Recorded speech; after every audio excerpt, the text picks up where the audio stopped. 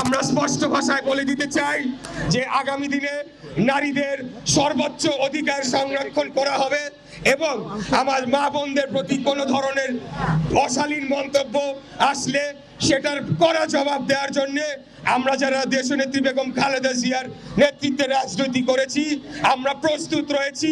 এই ধরনের মন্তব্য, এই ধরনের কর্মকাণ্ড আমরা বরদাস্ত করব না। আপনারা দেখেছেন নারীদের কর্মঘণ্টা কমিয়ে দেওয়ার কথা বলা হয়েছে। এটা একটা সুদূর প্রসারী চক্রান্ত। যদি এই স্বাধীনতা বিরোধীরা কোনোভাবে বাংলাদেশের রাষ্ট্র ক্ষমতা দখল করতে পারে, নারীদের তারা গৃহবন্দী করবে, কর্মজীবী নারীদের তারা কি অবস্থা করবে সেটা আমরা জানি না। তবে আমরা কথা দিতে চাই, ইনশাল্লাহ সারা বাংলাদেশে ধানের শীষের পক্ষে যে জোয়ার উঠেছে, আমাদের নেতা দেশ নায়ক তারেক রহমান বাংলাদেশের যেই প্রান্তেই যাচ্ছেন জনতার ঢল নেমেছে।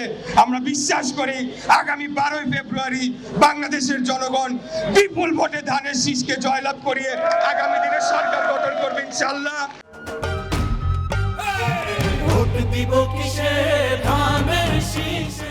আমাদের নেতা দেশ নায়ক তারেক রহমান আগামী দিনের প্রধানমন্ত্রী হবে।